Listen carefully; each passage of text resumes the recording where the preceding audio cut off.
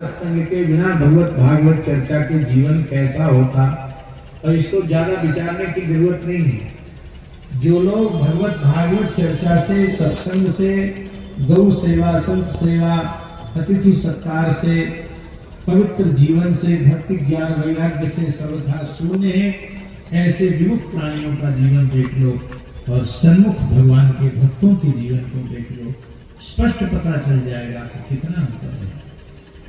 इसलिए हम लोगों के ऊपर ही कृपा करने के लिए भगवान ने अवतार लिया। इसलिए जगदीश जग के हित जब,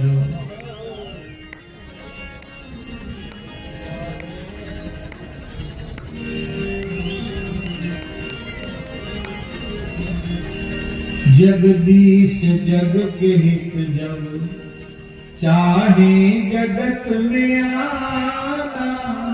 जगदीश जग के हित जब, चाहे जगत में आना। जगदीश जग के हित जब, चाहे जगत में आना। जगदीश जग के हित जब, चाहे जगत में आना। अति कौतुकी जनार्दन कोई खोजते बहाना। अति कौतुकी जनार्दन कोई खोजते बहाना।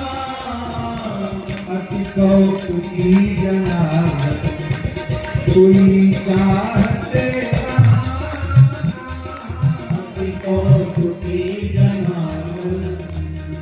कोई चाहते तब क्या होगा? तब भगवान की योग माया, भगवान की आज्ञा पाकर तब प्रभु की योग माया लीला सरस रचाती। तब प्रभु की योग माया लीला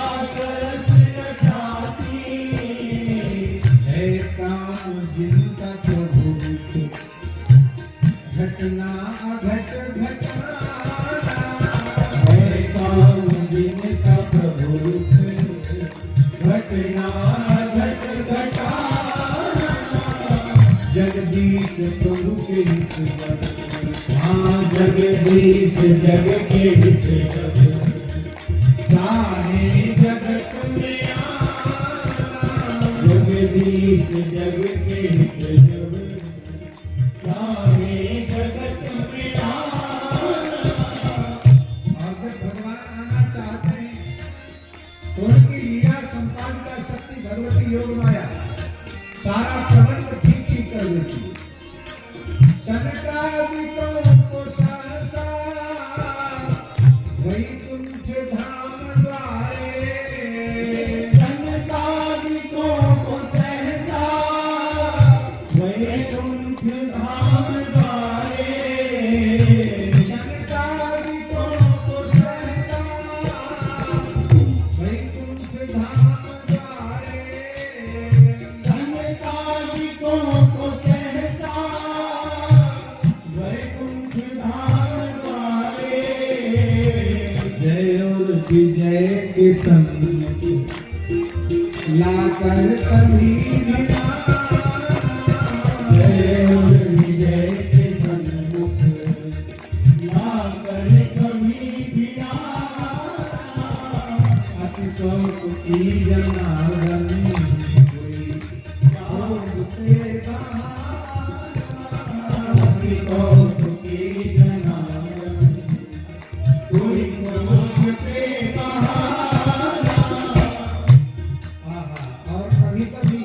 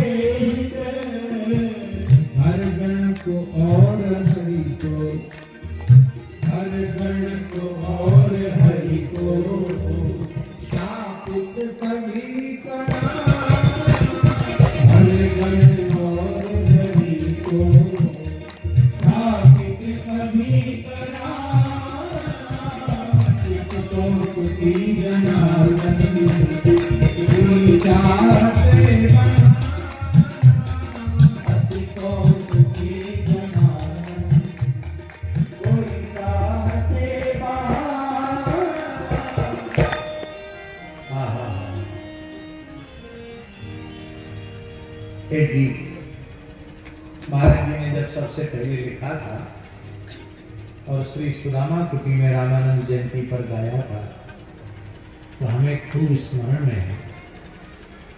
तो पहले उसमें छपा नहीं था ये पद, पर वो पहले उसको कई बार गाते थे और प्रत्येक अपनी रचना पूज्य गुरुदेव श्री भक्तमाली जी को दिखाते। अब महाराज जी कई बार कह भी देते इसमें ये और बढ़ा दो, तो उसको और बढ़ा देते थे। कहते सरकार आपकी दृष्टि पड़ी, अब ये ठीक हो गया। तो उसमें पूज्य श्री रामानुज प्रपन्नाचार्य गुरु जी श्रोताओं के उसमें बैठे थे, पूज्य भक्तमाली जी भी बैठे थे, सेवा करने वाले गुरु जी भी बैठे थे। और जिस समय मामा जी ने हारमोनियम बजाकर पौड़े दीन बंधु नारायण से सिया सेवा में मैया लक्ष्मी जी रही ये पद गाया, तो इतने मतलब हमें आज भी पूज्य रामानंद प्रपन्नाचार्य गुरु जी की वो जो छवि है वो कितने मुग्ध हो रहे थे इस रचना पर, वो कितने भाव विह्वल हो रहे थे, वो आज भी हमारी दृष्टि में आया। जैसे ये पद नजर में आता है तुरंत वो लीला स्मरण में आता है। वाह क्या कहें।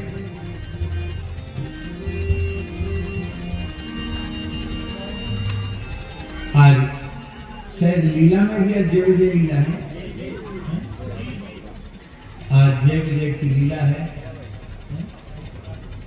हाँ, और आज भैया श्री ओम प्रकाश जी जिनको पूज्य महाराज जी का बहुत छोड़ दुलार वात्सल्य प्राप्त था, और हम आपको सत्य कह रहे हैं, अत्यंत एकांत में पूज्य महाराज जी ने कहा था भैया बहुत से जीव आए इस बालक के निकट, लेकिन ये जो आया है ये बहुत संस्कार।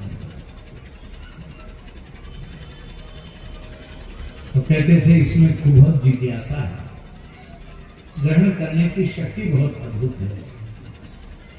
और पूज्य महाराज जी के साथ ही दुर्घटनाग्रस्त उनका शरीर हुआ और शारीरिक रूप से खूब कष्ट का अनुभव भी रहा। हमने भी दर्शन किया उस अवस्था में उनका, लेकिन केवल श्री गुरुदेव के चरण कमलों का वह भरोसा और उनके जीवन के उनकी चरण सन्निधि में रहकर उनकी सेवा करते हुए जो सत्संग किया था, उस सत्संग का दिव्य प्रभाव भैया ओम प्रकाश जी के जीवन में ऐसा था कि इस असह्य वेदना को सहते हुए भी उनकी जो अंतःकरण की स्थिति है वो बदली है। गुरु गोविंद के प्रति उनके भाव में रंच मात्र न्यूनता नहीं आई, तो उत्तरोत्तर भाव बढ़ता चला गया।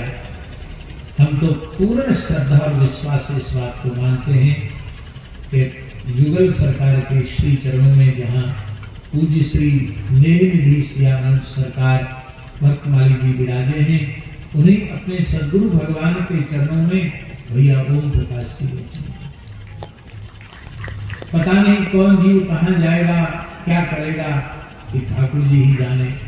विनय पत्रिका में गोस्वामी जी ने कहा, को जाने को जई है जमपुर को सुरपुर प्रधान को, तुलसी मोही भलो लागत जग जीवन राम बुला। मरने के बाद कौन किसका क्या हुआ कोई पता नहीं, लेकिन महाराज जी में ये सामर्थ्य थी, वो लीला के माध्यम से जीव को जीते जी भगवत पार्षद बना देते। हमने भी दर्शन किया उस लीला का, जय विजय वाली लीला में गांधी जी और भैया ओम प्रकाश जी दोनों ही जय विजय देते, दोनों जय विजय। और कितनी विचित्र संयोग की बात है कि जय विजय लीला जिस दिन उत्सव के क्रम में शुरू होती है, उसी तिथि पर भैया श्री ओम प्रकाश जी नित्य साकेत पधारे। हम उनको अपने भावपूर्ण श्रद्धांजलि निवेदित करते हैं और उनके चरणों में प्रणाम करते हैं और प्रार्थना करते हैं कि जहाँ श्री युगल सरकार नित्य साकेत बिहार में बिहारी जी विराज रहे हैं, पूज्य श्री खाकी बाबा सरकार और पूज्य मामा जी विराज रहे हैं, हम लोगों की भी सिफारिश कीजिए कि पात्र तो नहीं है पर हम लोग भी वहीं पहुंचे। आज वही लीला, आज जय विजय वाली लीला। और लीला दर्शन जरूर करना चाहिए। पौड़े दीन बंधु नारायण शेष सैया, सेवा में मैया लक्ष्मी। पौड़े दीन बंधु नारायण शेष सैया, सेवा में मैया लक्ष्मी। पौड़े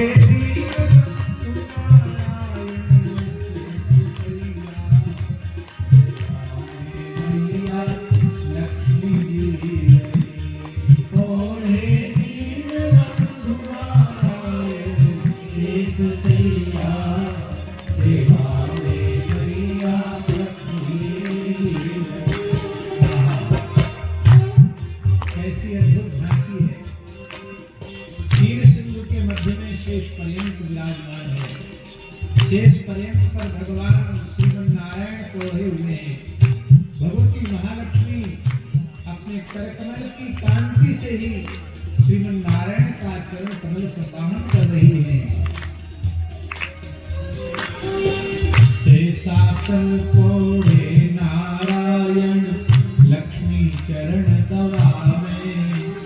ध्यान करें, शेषासन कोढ़े नारायण लक्ष्मी चरण दबावे। शारद शेष शंभु सुति गुण गण नेति नेति कथि गावे। शारद शेष शंभु नेति नेति कथि गावे। हाँ नेति नेति कथि गावे। हाँ नेति नेति कथि गावे। पावे पार किंतु वस को समरथ पथ दैया। सेवा में मैया लक्ष्मी जी। पौड़े दीन बंधु नारायण शेष सैया, सेवा में मैया लक्ष्मी। उसी समय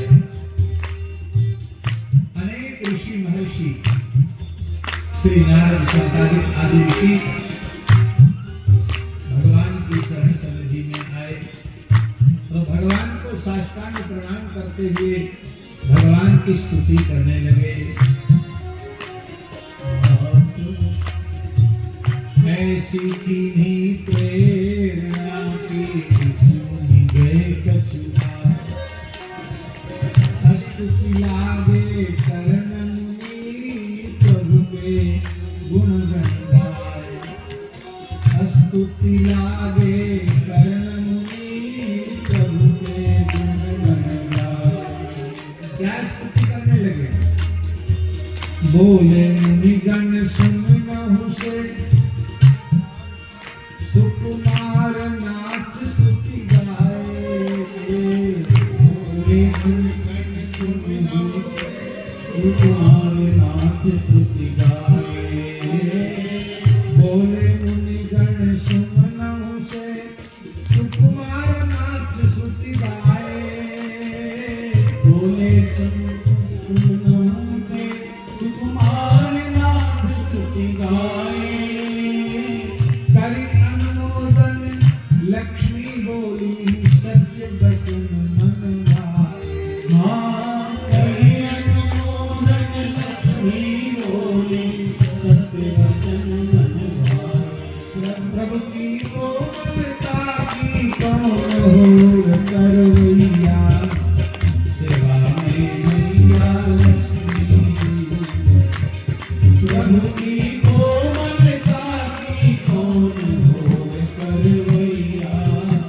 सेवा में मैया लक्ष्मी। पौड़े दीन बंधु नारायण शेष सैया, सेवा में मैया लक्ष्मी। ऋषियों ने स्तुति किया, हे प्रभु आप सुमन से भी अधिक सुकोमल हैं। लक्ष्मी जी ने कहा, आपने बिल्कुल सत्य कहा। आप तो केवल अपने भाव से अनुसंधान करते हुए बोल रहे हैं। मुझे तो प्रभु के पाद संवाहन का सौभाग्य प्राप्त है। मैं तो अनुभव कर रही हूँ कि फूल क्या कोमल है, पुष्पों से भी करोड़ों करोड़ों गुना सुकोमल प्रभु के श्री चरण कमल हैं। आप तो दूर से दर्शन करके केवल अनुमान कर रहे हैं, लेकिन मैं तो युगल चरण का सम्मान करती हुई अनुभव कर रही हूँ। चरणों में मनमोहन सिंह जी, चरणों में सबसे कठोर स्थान घुटनों का होता है। सबके देखें, शरीर चाहे जितना सुकोमल हो, घुटने तो ये हड्डी है, ये बड़े कठोर होते हैं। और आचार्यों ने वर्णन किया है भगवान की कोमलता में कि भगवान के घुटने भी इतने कोमल हैं कि लक्ष्मी जी उनका स्पर्श करती तो उनको लगता कहीं इनमें हमारी उंगली धस न जाए। इतने सुकोमल जिनके घुटने हैं, उनकी जंघाएं कितनी कोमल होंगी, उनकी पिंडली कितनी कोमल होंगी, उनके प्रपद कितने कोमल होंगे और उनके चरण तल कितने कोमल होंगे। अनिर्वचनीय है, वाणी में उस सामर्थ्य नहीं। बोले मुनिगण सुमनहु से सुकुमार नाथ सुखी गाए। बोले मुनिगण सुमनहु से सुकुमार नाथ सुखी गाए। करि अनुमोदन लक्ष्मी बोली सत्य वचन मन भाए। करि अनुमोदन लक्ष्मी बोली सत्य वचन मन भाए। प्रभु की कोमलता की कौन और करवैया। सेवा में मैया लक्ष्मी। प्रभु की कोमलता की कौन और करवैया।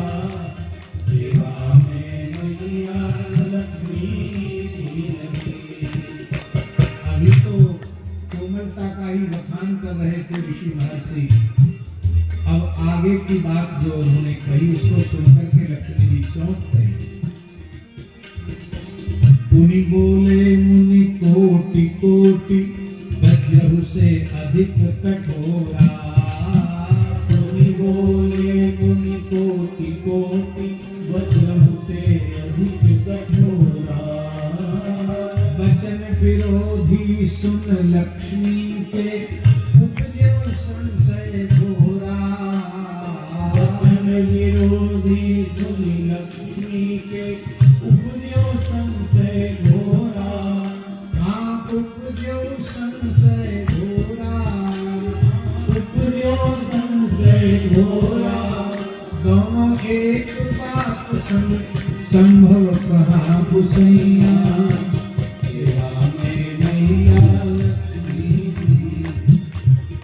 दोनों बात एक संग संभव कहा पुसैया। सेवा में मैया लक्ष्मी जी लगी। कौहे दीन नारायण शेष सैया। सेवा में मैया लक्ष्मी जी लगी। कौहे दीन नारायण शेष सैया। सेवा में मैया लक्ष्मी जी लगी। करोड़ों करोड़ों वज्रों से भी अधिक कठोर है। यह सुनकर के लक्ष्मी जी सुसंकित हो गई।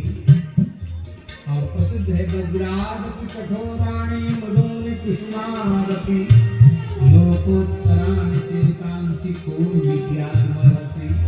लोकोत्तर महापुरुषों के चरित्र में लक्षण होते हैं। कई बार वे वज्र से भी अधिक कठोर बन जाते हैं, कभी फूल से भी अधिक कोमल बन जाते हैं। फूल सहु चाहि कठोर अति कोमल कुसुम चाहि। चित्त खगेश राम कर समझि परे कब का। कौन राम जी के चित्त को समझ सकता है। और लक्ष्मी जी के मन में संकल्प हो गया। क्या संकल्प हुआ लक्ष्मी जी के मन में? लक्ष्मी जी के मन में संकल्प हुआ कि प्रभु की कोमलता का अनुभव तो मैं अनंत काल से कर रही हूँ, पर भगवान की कठोरता का अनुभव मैंने आज तक नहीं किया। मैं देखो तो सही कि मेरे प्रभु कठोर हैं, क्यों? उसका कारण यह है कि ऋषियों की वाणी से, देखिए लक्ष्मी जी की श्रद्धा है, जो ऋषियों की वाणी से निकला है वो कभी झूठ हो नहीं सकता है। महात्माओं के वचन शंका संदेह के घेरे में कभी नहीं आते। उन पर तो ज्यों का त्यों विश्वास करना चाहिए। ऋषीणाम पुनराद्यानाम वाचमर्थो धावति। इसलिए वे जो कुछ बोलते हैं वो सत्य ही बोलते हैं। ये जो कुछ लिखते हैं वो सत्य ही लिखते हैं, उसमें कुछ भी झूठा होता नहीं है। अब देखो मूल में ये सब भगवान की लीला है। भगवान की योग माया ही कार्य कर रही है, ऋषियों को बुलाकर स्तुति करा रही है। और इस प्रकार की स्तुति जिसमें कमल से करोड़ों करोड़ों गुना कोमल भगवान के श्री अंग का वर्णन है, और करोड़ों करोड़ों वज्र से भी अधिक कठोरता का वर्णन किया जा रहा है। ये सुनकर लक्ष्मी जी के मन में आ गया। लक्ष्मी जी के मन में आना ये भी भगवान की लीला। न लक्ष्मी जी के मन में आएगा न भगवान लीला करेंगे।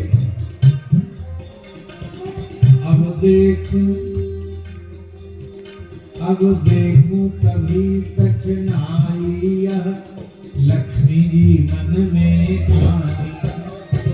प्रभु सर्वज्ञ समर्थ मनोरथ पूर्ण करने की ठानी। प्रभु सर्वज्ञ समर्थ मनोरथ पूर्ण करने की ठानी। क्यों? क्योंकि ये भक्त वांछा कल्पतरु है, और लक्ष्मी जी से बड़ा भक्तान के हिता और कौन होगा? लक्ष्मी जी तो आचार्य हैं। श्री नाभाजी ने लक्ष्मी जी को किस श्रेणी में रखा है जानते हैं? ये साक्षात भगवान नारायण की प्राण वल्लभा हृदयेश्वरी तो है ही, जगन माता तो है ही। और नाभाजी ने भक्तमाल ग्रंथ में लक्ष्मी जी का स्थान कहाँ दिया? हरि वल्लभ सब प्रार्थो चरण रेणुका साधरी। हरि वल्लभ सब प्रार्थो चरण रेणुका साधरी। इन चरण रेणु आसाधरी हरि वल्लभ भक्तों में पहला नाम है लक्ष्मी जी। कमला गरुड़ सुनंद आविशोदस प्रभु अधरति।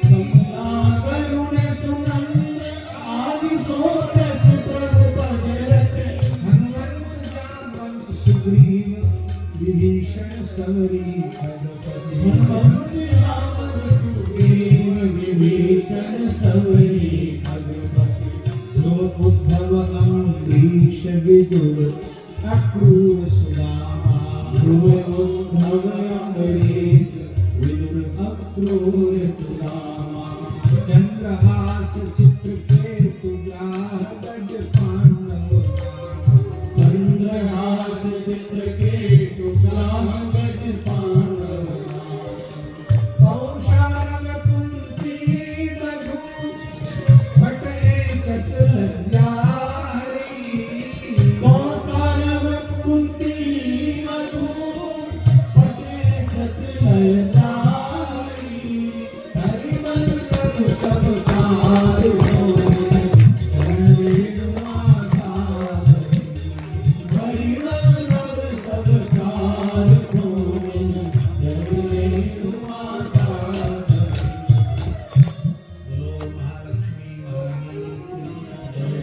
भैया सबको लक्ष्मी जी का कृतज्ञ होना चाहिए। लक्ष्मी जी कृपा न करती तो भगवान के इतने अवतार ही न होते, और अवतार न होते तो हम लोगों की क्या गति होती। इसलिए भगवती महालक्ष्मी के प्रति हम सब कृतज्ञ हैं। उन्होंने बड़ा उपकार किया। न वो कठोरता देखने की इच्छा करती, न प्रभु के अवतार होते।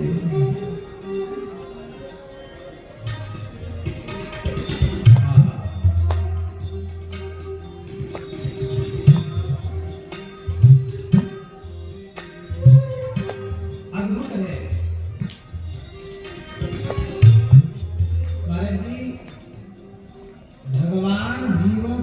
सुलभ बने हैं लक्ष्मी जी की कृपा से।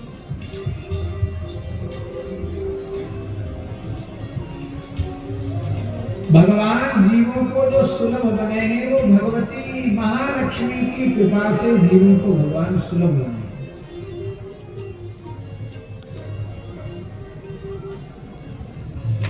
भगवती महालक्ष्मी का जन्म भृगु जी की पुत्री के रूप में हुआ, जिनका नाम हुआ भार्गवी। क्या नाम हुआ? भार्गवी। हाँ, ब्राह्मण कुल में लक्ष्मी जी का अवतरण हुआ और भगवान भी ऋषि कुल में ब्राह्मण कुल में अवतरित हुए। हरिमेधा ऋषि की पत्नी हरिणी के गर्भ से भगवान ने हरि रूप में अवतार लिया।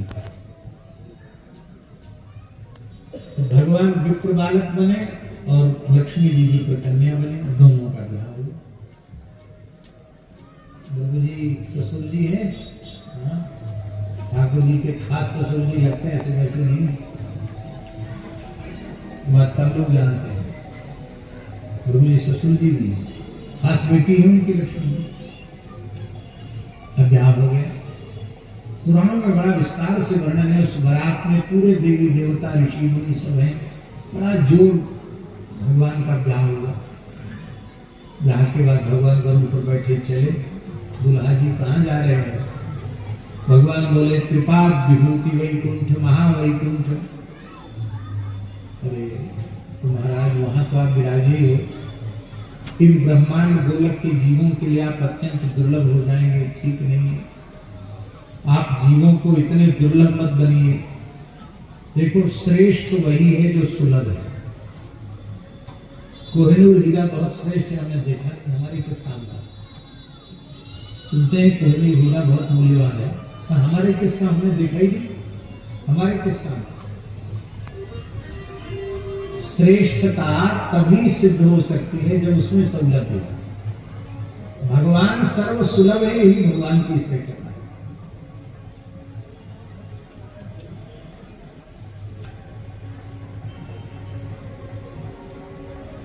पूज्य बक्सर वाले महाराज जी का सौलभ्य गुण ही ऐसा था। शारीरिक रूप से बहुत आधी व्याधि उनको आ गई थी, लेकिन इसके बाद भी आहार में उपलब्ध थे। तिलक करते हो तो कोई आ जाओ, माला फेर रहे हो तो कोई आ जाओ, लेटे हो तो कोई आ जाओ, प्रसाद पा रहे हो तो कोई आ जाओ, खुला दरबार। और आसपास वाले थोड़ी कठोरता करते तो कहते आप हमको अमुक बनाना चाहते हो, अमुक मत बनाओ, हम जैसे हैं वैसा ही हमको बना रहने दो। यही सौलभ है पूज्य सदगुरुदेव श्री भक्तमाली जी का सौलभ है। बड़े बड़े महानगरों में बड़े बड़े श्रीमंत लोग बुलाकर उनके लिए मना कर देते, और बुंदेलखंड के अत्यंत ग्रामीण गरीब क्षेत्र के लोग उनके यहाँ अपना किराया भाड़ा खर्च करके महाराज जी पहुंच जाते। तो लोग भी ऐसे विचित्र विचित्र। एक गांव में गए, वो बराना की बात है, मंदिर पे कथा नहीं हुई, क्यों गरीब आदमी था, उसने बोलमा बोल रखी थी कि हम तो कारसदेव बब्बा के चौतरा पे कथा करवाने हैं।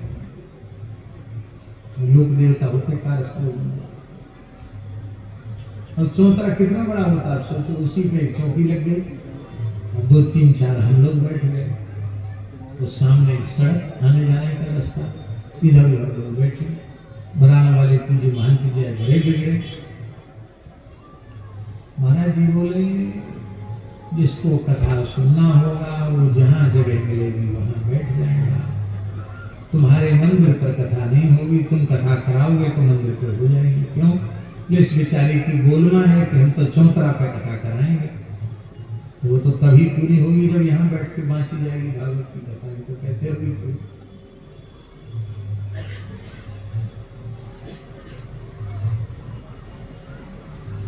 नैमिषारण्य क्षेत्र के गांव में गए, कम से कम 1-1.5 कोस तो पैदल चलना पड़ा, सामान ले गए। और जब वहां पहुंचे तो गांव में बिजली नहीं, फूस के छप्पर, कच्चे मकान, ब्राह्मणों की यही थी। तो बोले महाराज दिन में तो लोग खेती में काम करते, दिन में आपको ही पाठ करना है, और रात में यहाँ गांव में रात में कथा होती है, रात में होगी कथा। 4 घंटा 5 घंटा जितना आप सुनाओ रात में होगी। जैसे तुम्हारे यहाँ का विधान है वैसे ही करो। एक कांच की शीशी में मिट्टी का तेल भरा जाता है ना, केरोसिन, उसमें एक बत्ती डाल दी जाती है, उसको लुक्का कहते हैं। लुक्का क्या बोलते हैं यहाँ पता नहीं क्या बोलते हैं, डिबरी। अब वहाँ में तो लुक्का बोलते हैं उसको। तो लुक्का जला दिया। अब बोले महाराज जी कथा का ध्यान दें। महाराज जी बोले राम राम, देखो ये मिट्टी के तेल की गंध से सभी देवी देवता ऋषि मुनि भाग जाएंगे। मिट्टी के तेल की गंध पसंद नहीं करते, इसको बुझा दो। तो महाराज फिर दूसरा दीपक कहाँ से आएगा? तो दीपक की जरूरत क्या है, हम ऐसे बिना दिया के कथा कर रहे हैं। तो आश्चर्य की बात, प्रकाश की कोई व्यवस्था नहीं, उसको तो बंद करवा दिया। और महाराज जी तो आंख मूंद के बोलते ही थे, आंख मूंद के कथा कहते। महाराज जी यहाँ तो कोई व्यवस्था ही नहीं, रहने की भी ठीक से व्यवस्था नहीं। क्या तुम्हें व्यवस्था में कमी दिख रही है? देखो खेत में कितना बढ़िया मेड़ पर बथुआ खड़ा है। भगवान विदुर जी के यहाँ बथुआ उगाल के खाए, कितने सौभाग्य की बात है। 7 दिन तक खूब बथुआ खाने को मिलेगा। दाल में बथुआ डाल देते, बढ़िया बथुआ वाली दाल और महाप्रसाद और किक्कड़ और कुछ चटनी वटनी बन जाती थोड़ी बहुत ऐसे। ये सौलभ है। भगवान को सुलभ बनाने वाली भगवती महालक्ष्मी है। तब रमया प्रार्थमानेन, भगवती रमा ने प्रार्थना की कि प्रभु आप जीवों को और सुलभ हो जाइए। तब सत्यलोक के ऊपर, प्रकृति मंडल की सीमा के भीतर ही ब्रह्मलोक के ऊपर भगवती लक्ष्मी जी की प्रार्थना पर भगवान ने त्रिपाद विभूति वैकुंठ की एक ब्रांच खोल दी, एक शाखा। उस शाखा का नाम हुआ रमा वैकुंठ। क्या नाम हुआ? रमा वैकुंठ। रमया प्रार्थमानेन, लक्ष्मी जी ने प्रार्थना की, इसलिए वो वहां वैकुंठ रमा वैकुंठ। भगवान बोले अब तो सुलभ हो गए हैं। भार्गवी लक्ष्मी जी के साथ भगवान हरि रमा वैकुंठ में ही पधारे। ये रमा वैकुंठ के द्वार को ही ध्रुवलोक कहते हैं।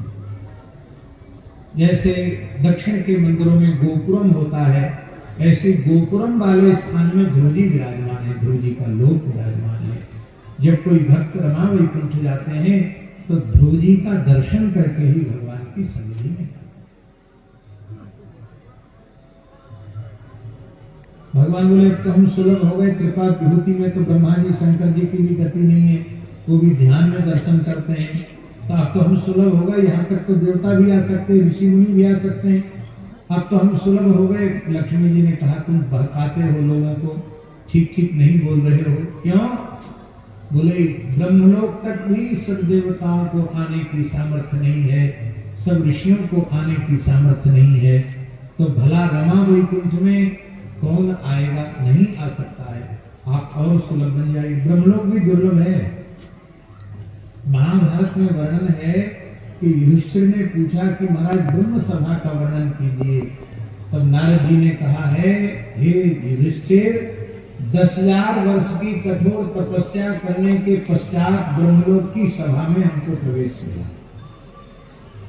ये महाभारत में नारद जी बेटा है ब्रह्मा जी के, और वो कह रहे ब्रह्मा जी की सभा में प्रवेश करने के लिए मुझे 10,000 वर्ष की कठोर तपस्या करनी पड़ी, तब हमको ब्रह्म सभा में प्रवेश मिला। लेकिन मैं उसका वर्णन नहीं कर सकता। क्यों? जब आप ब्रह्म सभा में जाते आते हैं तो वर्णन क्यों नहीं कर सकते हैं? नारद जी बोले बड़ा आश्चर्य है युधिष्ठिर, प्रत्येक क्षण में उसका सौंदर्य बदल जाता है। हर क्षण में सौंदर्य उत्तरोत्तर बदलता चला जाता है। तो एक जैसी सजावट, श्रृंगार, सुसज्जा हो तब तो मैं उसका वर्णन करूं। कितना विलक्षण ब्रह्मलोक है। तो बताइए, नारद जी के लिए ब्रह्मलोक दुर्लभ है तो दूसरों के लिए कहां से सुलभ हो? तो ब्रह्मलोक तक ही लोग नहीं पहुंच पाते हैं। तो आप कहते हैं कि हम सुलभ हो गए रमा वैकुंठ बनाने की, तो झूठी बात है। आप जीवों को और सुलभ बन जाइए। भगवान ने कहा हम आपकी शिकायत बिल्कुल रखेंगे ही नहीं। भगवान क्षीर सागर के मध्य में सदा क्षीर सागर शयन। ये क्षीर सागर कहाँ है? आकाश में नहीं है, ये सप्तद्वीपवती पृथ्वी में, यही इस भूलोक में ही है। भगवान भूलोक में अवतरित हो गए और श्वेत दीप वैकुंठ, जिसको क्षीराब्धि वैकुंठ कहा जाता है, भगवान ने क्षीराब्धि वैकुंठ प्रकट कर दिया लक्ष्मी जी की प्रार्थना पर। बोले अब तो हम जीवों को सुलभ हो गए। लक्ष्मी जी ने कहा अभी भी आपका जीवों को बहकाना बंद नहीं है।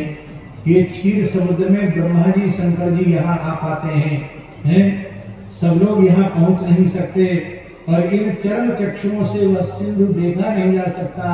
वो तो आपकी कृपा से ही कोई यहाँ तक पहुंच सकता है। अभी भी आप लोगों को दुर्लभ हैं। तो भगवान बोले चलो हम समुद्र में नहीं, हम पहाड़ के ऊपर बैठ जाते हैं। तो लोकालोक पर्वत के ऊपर भगवान ने भूमा पुरुष वैकुंठ प्रकट कर दिया। बोले अब तो हम सुलभ हैं। लक्ष्मी जी बोली महाराज काहे को बहका रहे हो? आपके परम मित्र अर्जुन आपकी कृपा के बिना वहां नहीं पहुंच पाए। भागवत में वर्णन है जब ब्राह्मण के पुत्रों को लेने के लिए गए, बहुत कठिन है महाराज। आप अभी भी जीवों को दुर्लभ बने हुए हैं, आप जीवों को सुलभ बन जाइए। तब लक्ष्मी जी की प्रार्थना पर भगवान ने कहा अच्छा चलो ठीक है, अब हम जीवों को अत्यंत अत्यंत सुलभ बन जाते हैं। कैसे? बोले अब हम 24 अवतार लेंगे और बार बार अवतार लेकर जीवों को सुलभ बन जाएंगे। बोलो अब तो ठीक है। हाँ अब कुछ ठीक है, पूरा पूरा ठीक नहीं है, क्योंकि अवतार काल जब तक आपका रहता है तब तक आप जीवों को सुलभ रहते हैं, और अवतार काल की लीला की अवधि पूर्ण होते ही आपकी लीला भी तिरोहित हो जाती है। फिर जीवों के लिए आप अति दुर्लभ हो जाते हैं। तो विभव व्यूह इन दो अवतारों में आप केवल लीलावतार काल में सुलभ होते हैं और सदा सर्वदा सुलभ नहीं रहते हैं आप। तब भगवान ने कहा चलो अब हम बिल्कुल पक्के तौर पर आपकी शिकायत रखेंगे ही नहीं। क्या करेंगे? बोले अब हम मक्खी मच्छर कीट पतंग से लेके मनुष्य तक सबके अंतर्यामी बन जाते हैं, सबके भीतर ही बैठ जाते हैं। अब तो सबसे निकट हो गए कि नहीं, अब हमारे पास जाने की जरूरत नहीं है, हम तो तुम्हारे पास हैं। कबीर जी का पद है, मोको कहा ढूंढे रे बंदे, मैं तो हूँ तेरे पास में। मोको कहा ढूंढे रे बंदे, मैं तो हूँ तेरे पास में। ना मंदिर में ना मस्जिद में ना काबे कैलाश में, जहाँ पे खोजो वहीं मिलूंगा, एक पल की तलाश में। कहत कबीर सुनो भाई साधो, मैं तो हूँ विश्वास में।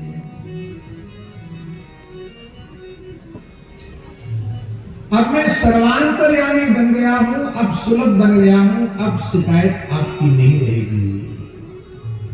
लक्ष्मी जी ने कहा ये तो वही बात भई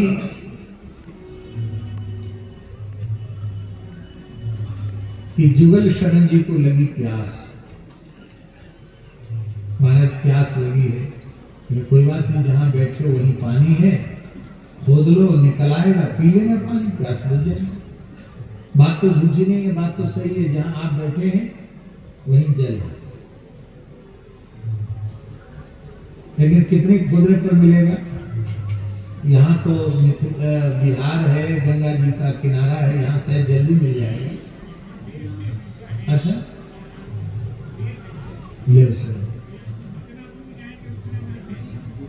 ये कह रहे हैं, वही हरी बोले कि यहाँ देर से मिलता है, और जितना नजदीक जाएंगे उतना, हाँ दूर जाएंगे तो जल्दी पानी मिलेगा। अब कहीं मारवाड़ में हो तो, मरुस्थल में हो तो वहां भी पानी है, और बड़ी मुश्किल है वहां मिलना पानी। हमारे पूज्य गुरुदेव पहाड़ी बाबा महाराज बताते थे कि 7-8 महात्मा थे, सब त्यागी का प्रश्न, बड़ी जोर की प्यास लगी, भटक गए। एक गांव के बाहर, शास्त्री जी, एक गांव के बाहर एक कुआं था। राजस्थान में कुआं होते हैं, वो ऊंट से पानी निकालते थे। अब वहां रात का समय था, सबके तालू सूख रहे, क्या करें बिना पानी के। तो पुराने महात्मा जो घूमने वाले होते थे, सब लोटा डोर रखते थे, दूरी रखते थे खींचने पानी के लिए। तो कहते 7 महात्मा 8 महात्मा जितने थे, सबकी डोर में डोर बांध के, और एक पीतल का बड़ा कमंडल था, उस कमंडल को भीतर डाला गया, फिर भी पानी में नहीं पहुंची। 7-8 महात्माओं की डोरियां बंध गई, फिर भी पहुंची नहीं। तो एक महात्मा को गुस्सा आया, त्यागी महात्मा को, उन्होंने अपनी लंगोटी उतारी। अब तो सारे पहुंचेंगे कहीं, दिगंबर हो गए महाराज जी। लंगोटी उतार के बांध दी, तब आवाज आई कि हाँ पानी में ढंग से, लंगोटी पहुंची वहां तक। तो कहे कि जीवन में कभी ऐसी उदारता से घी भी खर्च नहीं किया। घी होता ना, नेक चुपड़ दो घी, नहीं घी तो घी है, पर घी से भी कीमती पानी हो गया, ये समझ में आ गया। धीरे धीरे सबका मुंह सूख रहा था, थोड़ा थोड़ा पानी पिया, बार बार पानी निकाला, पानी पिया, रात जैसे तैसे बिताई। सवेरे ही वहां से वापस हो गए, आगे नहीं बढ़ना, मर जाएंगे क्या, पानी नहीं मिलेगा। तो पानी तो वहां भी है, पर इतनी गहराई पर पानी है। ऐसे ही हमारे प्रभु भीतर अंतर्यामी रूप में बैठे हैं, और यम नियम आसन प्राणायाम प्रत्याहार धारणा ध्यान आदि समाधि अष्टांग योग का अभ्यास करते करते समाधि तक पहुंचना पड़ेगा।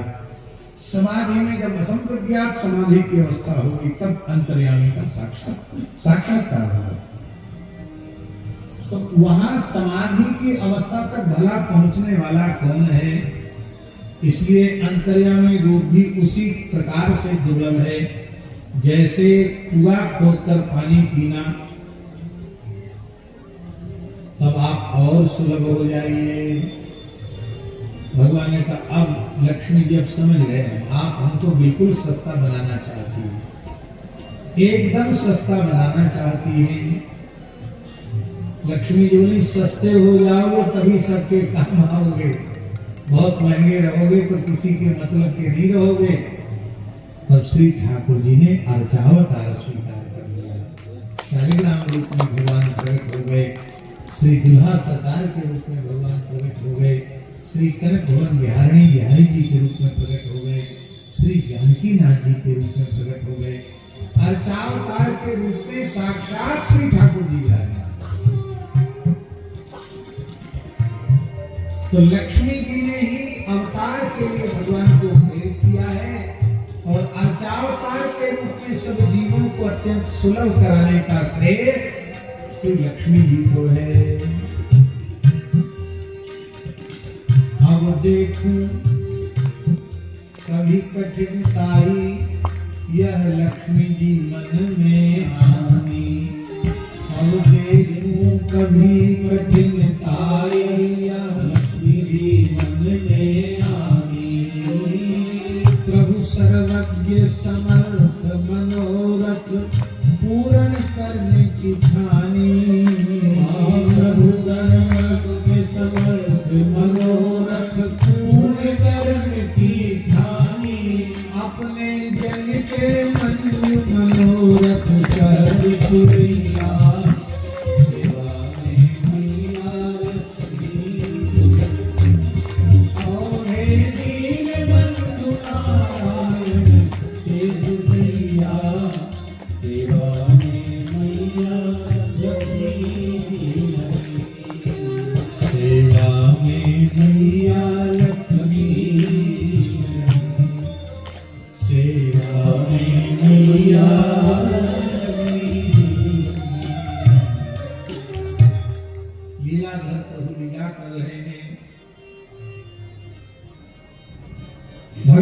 के प्रिय पार्षद जय और विजय उनके अत्यंत विशाल मनोहारी सुंदर भगवत तुल्य स्वरूप का दर्शन करके, उनके विशाल भुजदंडों का दर्शन करके, उनकी चौड़ी ऊंची उठी हुई खिंची हुई छाती का दर्शन करके लक्ष्मी जी के मन में कभी कभी ये आ जाता, अभी तो ये सेवक हैं, बड़े विनीत हैं, हाथ पैर जोड़े रहते हैं, हर समय जो आज्ञा कह के काम में लगे रहते हैं। मेरे स्वामी तो बहुत कोमल हैं, ये बहुत तगड़े हैं, कहीं इनका भेजा फिर गया, माथा फिर गया, कहीं कभी करो वैकुंठ, अब हम वैकुंठनाथ हो गए तब क्या होगा। भगवान ने कहा बहुत सुंदर भाव, बोलो भक्तवत्सल भगवान की। इसका मतलब तो स्वामी जी है कि लक्ष्मी जी नारायण के तत्व को नहीं जानते। अरे भाई, लक्ष्मी जी से बढ़िया नारायण तत्व को और कौन जान सकता है। पर मूल बात यह है कि प्रभु लीला का विस्तार कर रहे हैं, अवतार लेना चाहते हैं, इसलिए ठाकुर जी लीला करते हैं। तो भगवान ने कहा जय विजय, आज्ञा प्रभु, आज वैकुंठ में दंगल होगा, दंगल लीला होगा। दंगल जाने कुश्ती, दंगल। अखाड़ा खोदा गया, सारी तैयारी हो गई, लक्ष्मी जी के सहित प्रभु विराजे और भगवान ने पहले तो जय विजय का दंगल करवाया।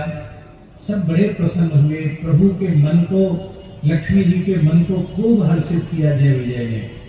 इसके बाद भगवान ने कहा जय विजय, आज्ञा प्रभु, अब तुम्हारे इस मल्ल युद्ध के कौशल को देखकर मेरा मन भी तुम दोनों से मल्ल युद्ध करने का कर रहा है।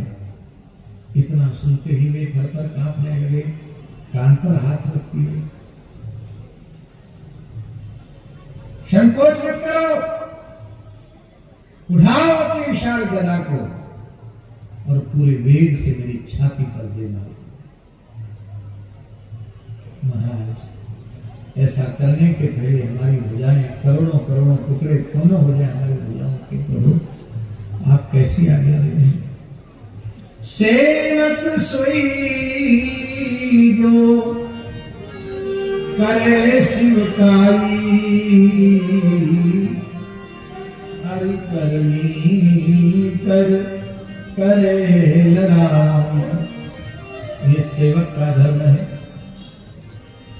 भगवान ने कहा ये तुमसे किसने कहा कि तुम हम सेवक की परिभाषा, सेवक का धर्म हमको समझाओ। हमने धर्म समझाने की आज्ञा नहीं दी है, हमने तो कहा है कि तुम आज्ञा का पालन करो। क्यों? क्योंकि सोई सेवक प्रियतम सोई,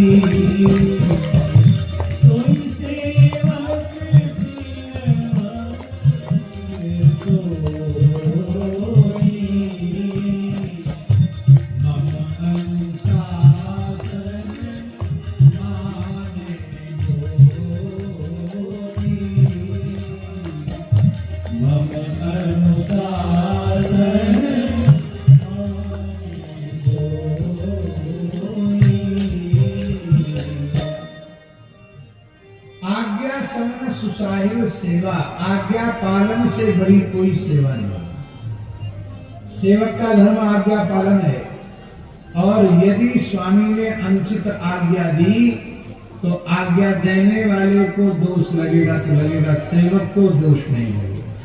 सेवक को स्वामी जो आज्ञा दे वो करे। देखो उदाहरण प्रत्यक्ष रूप में आपको दें, बुझाइए। धृतराष्ट्र ने जुआ खेलने की आज्ञा दी,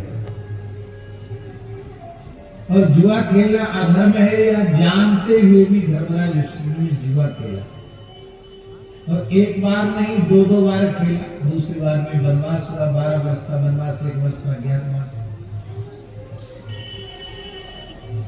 युधिष्ठिर को जुआ खेलने का पाप नहीं है। पूरे वन में रहे, 1 वर्ष अज्ञातवास में, क्या बिगड़ा होगा। विजय पांडवों की हुई, पर जिस धृतराष्ट्र ने अधर्म पूर्ण आज्ञा दी थी, उस धृतराष्ट्र के 100 पुत्रों में से एक पुत्र भी बुढ़ापे में उसे पानी पिलाने वाला नहीं हो सकता।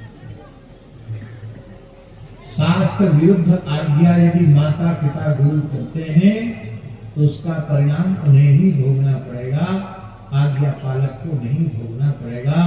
आज्ञा पालक का धर्म इतना ही है, मात पिता गुरु प्रभु की वाणी बिना ही विचार किए शुभ जाना, सेवा करें। हमारे श्री गिरिराज जी में राधे श्याम बाबा नाम के सिद्ध संत थे, रामानंद संप्रदाय के ही थे, बड़े अद्भुत महापुरुष थे, बहुत पवित्र रहते थे। तो वो पहले जहां कहीं भवन आश्रम में झोपड़ा थे, केवल गैया और साधु और झोपड़ा, बस पक्का कोई निर्माण वहां नहीं, सब खुले नहीं थे। तो कोई व्यक्ति दर्शन करने आ गया तो बाबा कहते चौका लगाओ, दिन में 20 बार चौका लगता था, आ गया तो चौका लगा, दिन भर चौका लगता था, धूला ठंड रहता था।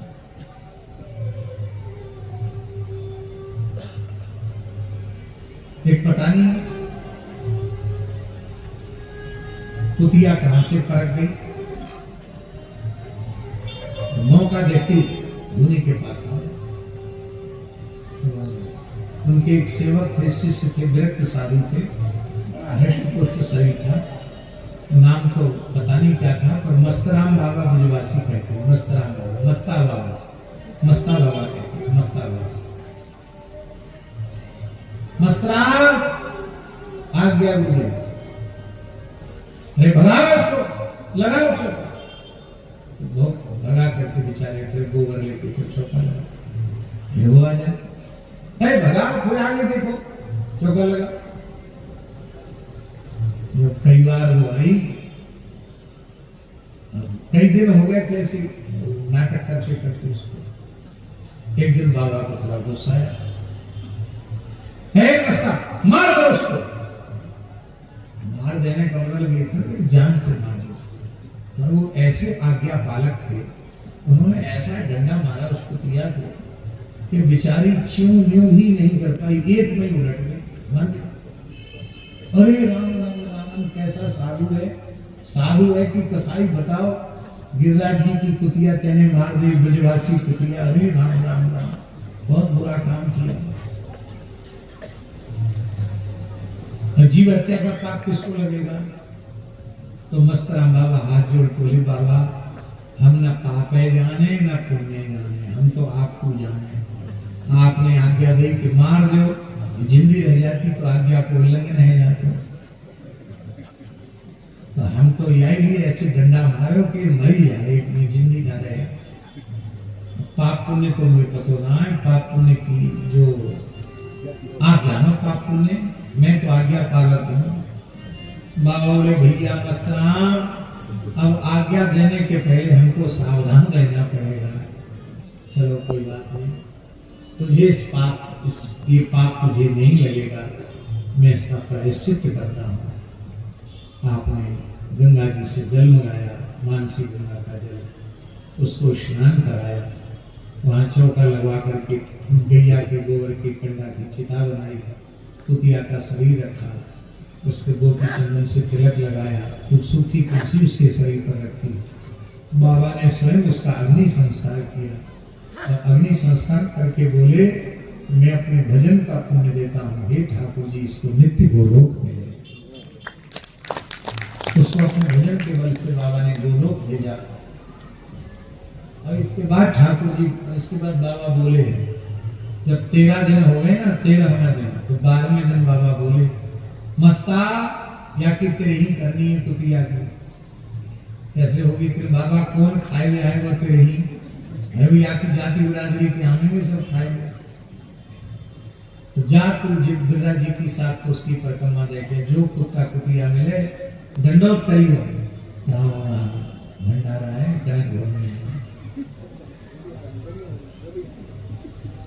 ये गिरिराज जी की सत्य घटना है शास्त्री जी। 7 कोस के कुत्ता कुतिया, हजारों कुत्ता कुतिया वहां इकट्ठे हुए और सबको पत्थर डाल के जमाया गया। ऐसी घटना गौड़ी संप्रदाय किया तो बड़े बाबा के जीवन चरित्र में सुनी जाती है। श्री ठाकुर श्री राधा रमन चरणदास देव या श्री राधे श्याम बाबा के जीवन चरित्र में ये विचित्र घटना। 7 कोस के कुत्ता आए, सबको जिमा करके बाबा रो करके बोले कि देखो हमारे चेला ने गलती की है, आपका परिवार का एक सदस्य कुतिया मार गई, अब आप यहाँ पे क्षमा कर लो, क्या तो 2 समय लगे।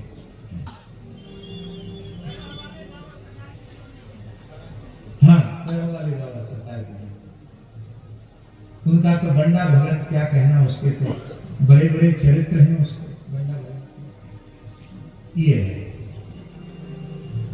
तो आज्ञा पालन करना ही सेवक का एकमात्र कर्तव्य है, धर्म है, उसे आज्ञा का पालन करना चाहिए। बोलो भक्तवत्सल भगवान की जय। भगवान ने योग माया का आवाहन किया और कहा, हे योग माये, तुम वैकुंठ में जाओ जहां मेरे अभिन्न स्वरूप श्री सनक संदन सनातन सनत कुमार चारों ऋषि विराजमान हैं और उनके नासा रंध्र में मेरे चरण कमल मकरंद की दिव्य सुगंध का प्रवेश कराओ। माने यही उनको यहाँ बुलाने का निमंत्रण होगा।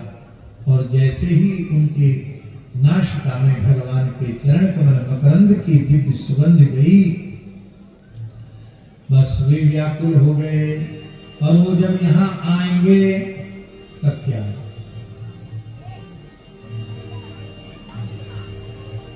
प्रविशत प्रहरी रोक लगई है, तिन्हि साप सन का दिख गई है।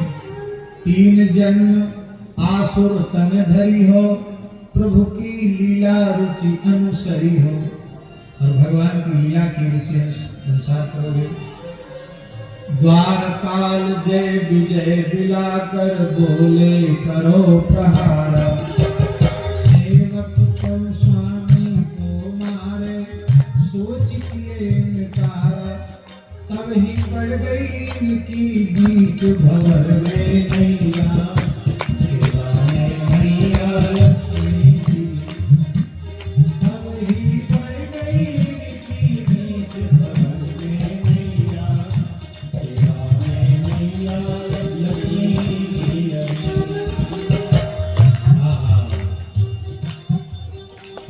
सनकादिक वैकुंठ धाम में बैठत ही में तो सनकादिक वैकुंठ धाम में बैठत ही में तो समझ गए। सनकादिक प्राकृत रूप रसरंग शब्द स्पर्श की ओर वृत्ति हमारी स्वप्न में भी नहीं जा सकती। ये अप्राकृत चिन्मय भगवान के चरण कमल मकरंद की दिव्य सुगंध है। मानव प्रभु अपने चरणों में हमें बुला रहे हैं। अब प्रेम विह्वल कीर्तन करते हुए हरिशरण करते हुए सनकादिक भगवान वहां पहुंचे। सनकादिक वैकुंठ धाम में बैठत ही में तो बसे जाओ हम सब क्यों ठाणे, दंड दिखा के रोके। दंड दिखा के रोके, दीने साथ कुछ कहे तब ही चारों दीवार। सेवा में मैया लक्ष्मी, कौड़े दीन बंधु नारायण से तुझिया। सेवा में मैया लक्ष्मी। हम क्यों खड़े हैं यहाँ? हमसे पूछने की आवश्यकता आपको नहीं लगी? जय विजय ने कहा, आज हम पहली बार थोड़ी वैकुंठ में आए हैं, कितनी बार आ चुके हैं। हम तो आते जाते ही रहते हैं। आज के पहले कभी ऐसा उद्दंडता पूर्ण व्यवहार किसी ने नहीं किया। तुम प्रभु के सेवक रहने के योग्य नहीं। तुम्हारे प्रभु को पता चले कि हम द्वार पर आए हैं तो वे आकर के ससम्मान वंदन प्रणाम पूर्वक अर्घ्यपाद्य निवेदन करते हुए मुझे ले जाए। हम लोगों वत्सल हैं, ऋषिवत्सल हैं, और उनके तुम सेवक होकर इतने उद्दंड हो, दुर्विनीत हो कि संतों के साथ कैसा बर्ताव करना चाहिए, कैसा व्यवहार करना चाहिए, ये तुम्हें पता नहीं। इसलिए 3 जन्म द्विज वचन प्रमाणा, 3 जन्म तक तुम्हें असुर योनि प्राप्त होगी। स्वामी तुम्हारे आदर देवे तुम करते अपमाना, स्वामी तुम्हारे आदर देवे तुम करते अपमाना। 3 जन्म तक असुर बनोगे द्विज के वचन प्रमाणा, 3 जन्म तक असुर बनोगे द्विज के वचन प्रमाणा। पीछे उभय पक्ष को कर्ण पड़ो पछतैया, सेवा में मैया रुक्मी।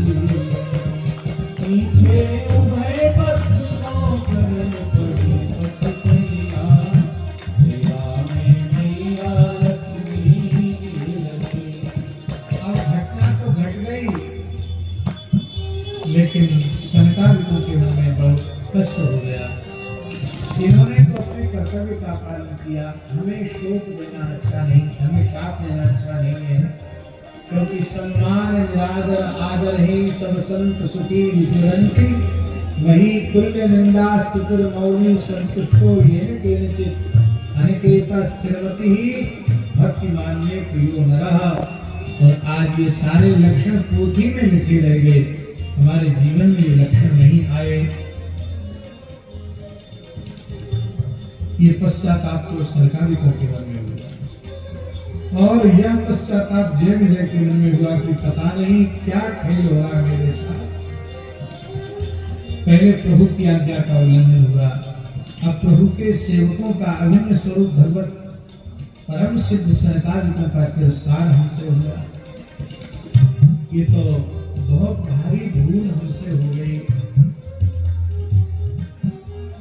वे भी पश्चाताप कर रहे थे। अब यहाँ एक बात बड़ी सूक्ष्म है, बड़ी विचारणीय है।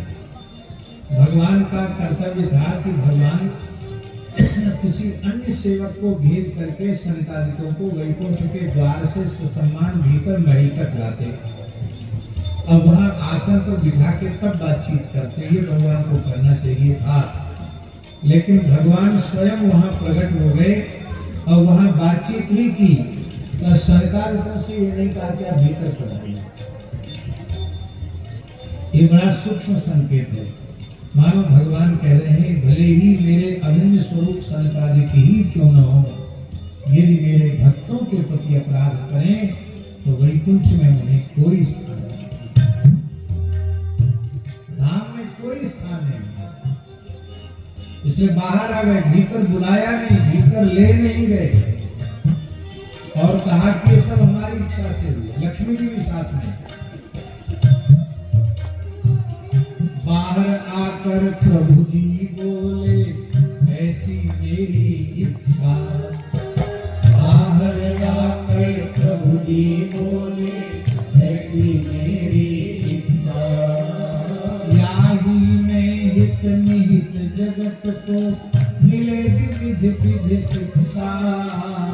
याही में हित निहित जगत को मिले विविध विधि शिक्षा।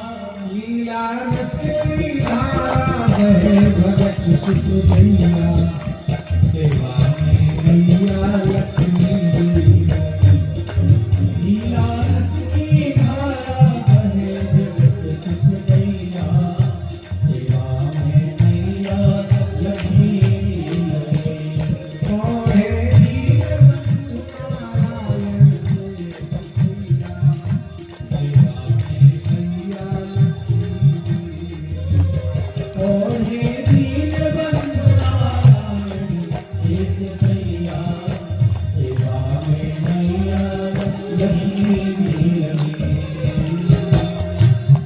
भगवान ने कहा, मेरी ऐसी इच्छा है, क्योंकि सारे जगत का हित इसी में है।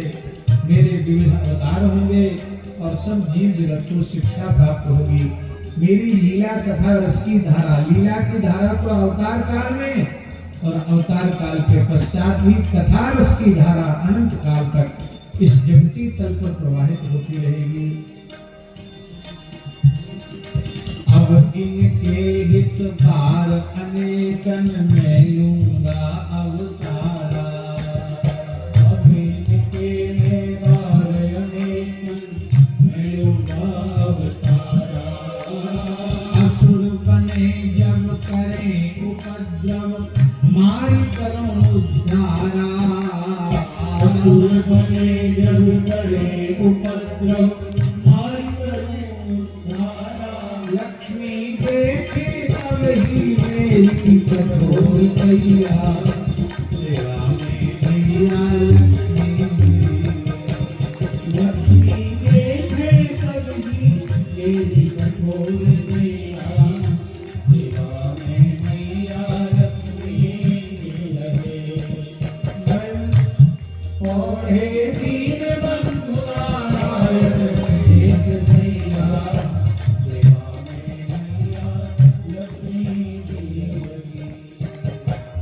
यही है बहाना जगदीश जग के हित जब, सारे जगत में आया जगदीश जग के हित जब, सारे जगत में आया।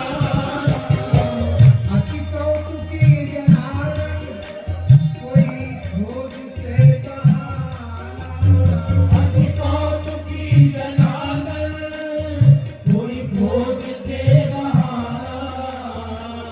जगदीश जग के हित जब, जगदीश जग के हित जब, सारे जगत में आया जग के हित जब, सारे जगत में आया।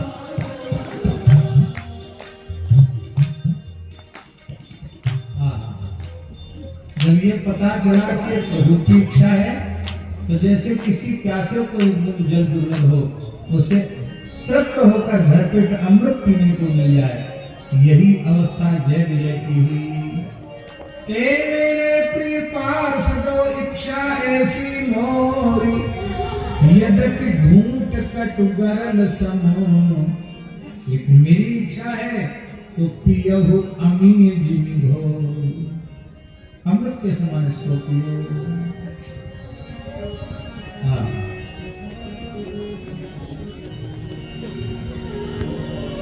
अब एक गीत है, बहुत प्रसिद्ध गीत है।